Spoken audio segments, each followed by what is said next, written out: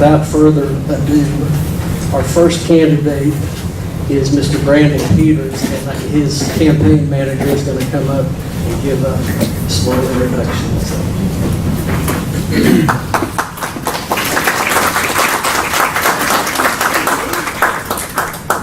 Hey, well, I know I'm not the one y'all came to see, right? But hey, my name is Michael Newberger. I'm the campaign manager for Mr. Peters, and I just wanted to say I really appreciate y'all having us out here tonight. You know, here in District 2, we have the best shot, in my opinion, that we are going to get as Democrats, hopefully in a generation, right? We have some excellent candidates. Obviously, y'all know the one I'm biased for, but we are about to have a blue wave. Folks, I believe, are really starting to realize, even if they did vote for the other team at 16, nobody's perfect, right?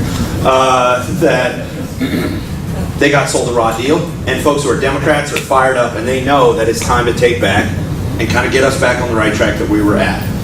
You know, I'm from rural Florida myself, from Lutz, Florida. It's a little bit south of this district, about 30 minutes north of Tampa. The work y'all do is so important, and I'm not just saying that to make y'all feel good. I grew up as a Democrat in a pretty rural area, and I always felt like I was kind of alone until I met, you know, the local Democrats. It kind of got me active, and why I'm actually staying up here today. You know, I've worked in a few campaigns, and Brandon is, out of all the candidates I've worked for, the one that I've gotten the most excited for. I moved across the country to work for him. Obviously, I'll let him speak for himself, but I truly believe with our policies and our kind of fire and working together that we can really take this district back, because Lord knows we need it. And once again, you know, I really appreciate y'all coming out. Just a quick thing afterwards, we have a volunteer sign-in sheet. You know, the Republicans are always going to have the money. We just got to accept that, but we have the people. So things like phone banking, canvassing, reaching out to the groups y'all might know in the community. That's what's going to win us this thing. It's what won us in 08, in 12, President Obama. It's one with some local ones. We did our best in 16. But that's what's going to help. So if y'all would like to get involved, I would absolutely love to talk to y'all after. Our sign-in sheets there. We got some bumper stickers, some literature. Feel free to grab that. But without further ado, I'd like y'all to meet the next congressman for District 2, Brandon Peters.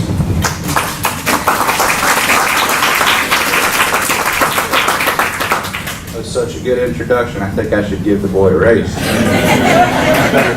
Mr. Chair, members of the DEC, fellow Democrats, friends, thank you very much for having me here. It's a pleasure to be with you tonight. I feel like every one of these Democratic organization events that I go to, and I was talking to the chair for the congressional district back there, who's also the chair of the Bay County DEC, telling her I think I might gain about 20 pounds campaigning, although it's exhausting. We don't get much exercise, and you feed us so well. So another round of applause for the wonderful chefs tonight. It was really good. Thank you all. I'm Brandon Peters, and I'm here tonight because I felt called to perform a public service. I've never run for public office before, but I come from a family of public servants. I worked on Capitol Hill for my cousin, who was a congressman from Wisconsin, Les Aspin. Anybody heard of Les? Yeah, I worked on the Hill in the 80s for Les when he was chairman of the House Armed Services Committee, before he became President Clinton's first Secretary of Defense. So public service is in my DNA. And my grandfather served in the Eisenhower administration in the Army Department. And my mom was a local city commissioner in Winter Park, where I grew up. I was born and raised in Florida. I was born in Jacksonville at the Naval Air Station, where my father was a backseater in the F-4 Phantom. And that's weapons and communication, for those of you all that know that particular aircraft. Grew up in Orange County, had lived in Seminole County over a decade, and moved to Levy County. I'm from Williston. And if you know anything about this congressional district, it encompasses all or part of 19 out of Florida's 67 counties. Where I am in Levy County is very close to the southern end of this district.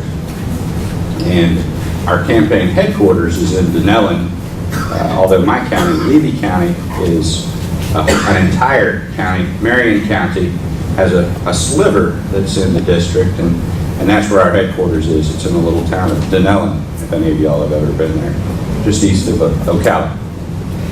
And you're welcome to come by anytime. We're actually having an open house at our new headquarters on the 23rd from 6 to 8. And if anybody's in the area, please stop by. I'm married. My wife Stacy couldn't be here tonight. She has 2 elderly parents that require her full time and attention. We have 4 dogs who require what attention is left.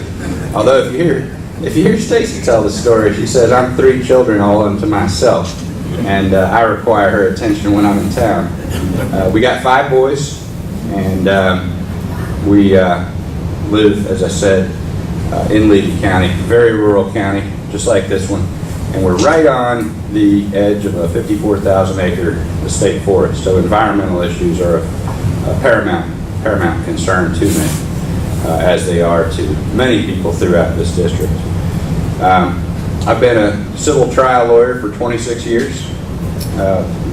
Last 7 years, I've been focused primarily on my career as a professional mediator. And I went into mediation because after 26 years of trying cases to juries and dealing with grumpy judges, I never once, even in the most wildly successful case, had a client come to me and say, thank you, Mr. Peters. That was such a fun time. I'd like to do it again next month. It's an imperfect system to solve problems, and I now help people avoid the courthouse. We try to go around the courthouse instead of dragging folks to the courthouse, which I used to do. So a professional mediator, as you know, helps people negotiate. We are problem solvers. It's what I do for a living. It's how I feed my family. And if there's anything that we sorely need inside the Beltway right now, it's folks that know how to negotiate and solve problems. Because while the people in office now fiddle and argue, the work of the country is not getting done. The people's business is being left unattended, and we're all suffering because of it. Not just here in Washington County, and not just in the state of Florida, but in all 50 states and the territories that we are responsible for helping find their way in the world. As a lawyer, I know when it's time to fight. As a mediator, I know when it's time to loosen the tie and roll up my sleeves and negotiate. And it's important to know the difference. Right now, it's time to fight. We need to fight to flip every single congressional district we can, including Florida's 2nd congressional district. And I aim to do my part to help that happen, regardless of the outcome in the primary.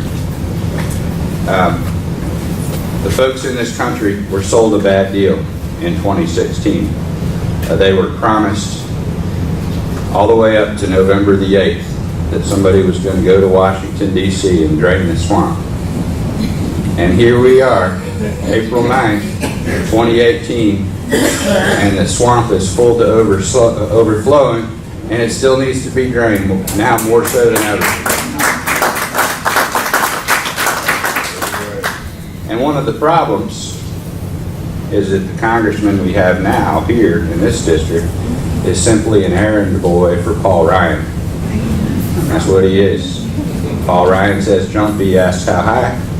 Paul Ryan says carry my water, carry my briefcase. He says let me fetch something else to carry for you, sir. I don't serve as anybody's errand boy. I don't carry water or briefcases for anyone.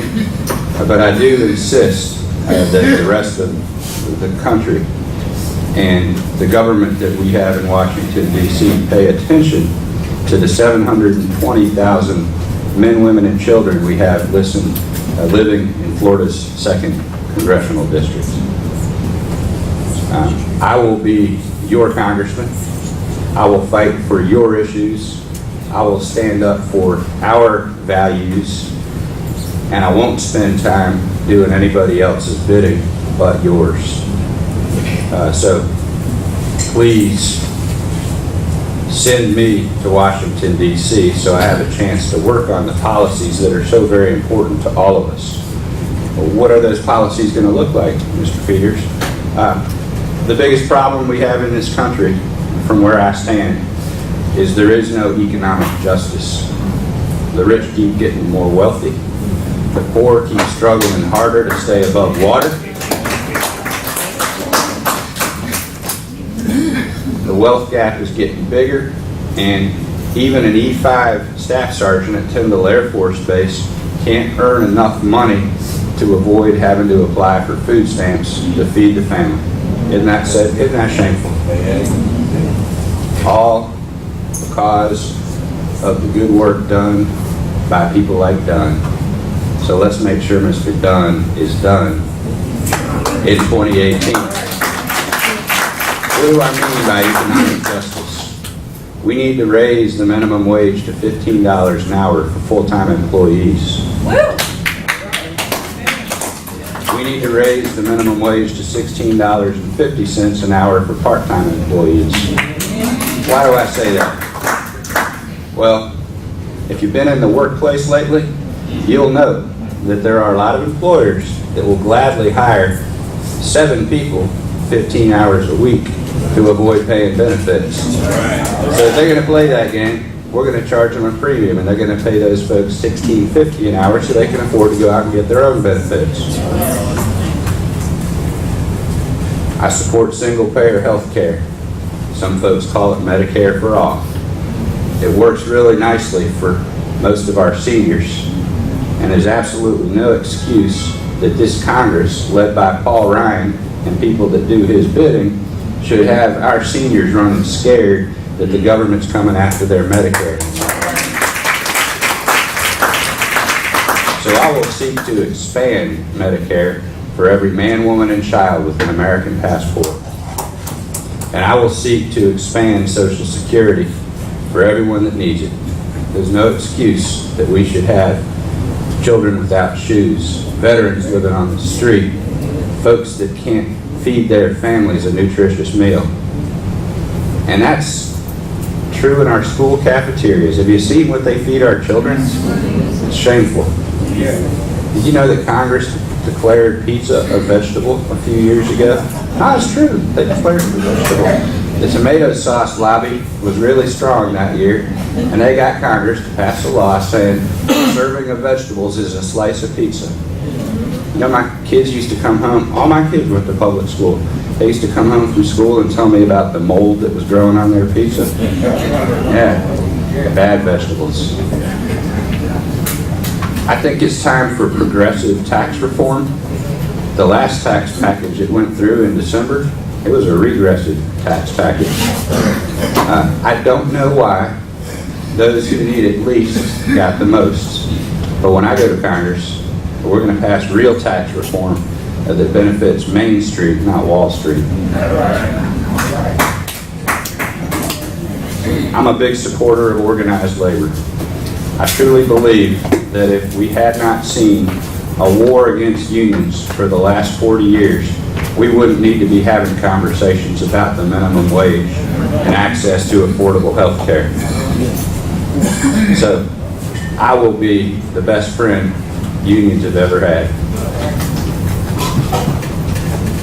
But we're not just going to pursue economic justice. We need to pursue legal justice. There's no reason in the world that any parent should live in fear that his or her child is not going to come home from school, regardless of the color of their skin or the zip code of the school where they attend. It shouldn't happen. I read an article today in the Tampa Bay Times. It said, women in this state earn 87 cents for every dollar earned by a man. That's got to stop. It's time we finish passing the Equal Rights Amendment, and not just the Equal Rights Amendment limited to gender discrimination. I would expand the Equal Rights Amendment to every protected class under Title VII of the Civil Rights Act. That includes race, national origin, and I would add to it folks who are in our LGBT community who get discriminated against in the workplace. That just shouldn't happen. This is the United States of America, and folks, it's the 21st century. So I ask you, give me a chance this fall. Give me a chance to flip this district from red to blue and take our message of economic hope to Washington, D.C., because working together, we can make America great. Not as it is now, because it's not. We can make it great again as it was during the years before that. Thank you so much for allowing me to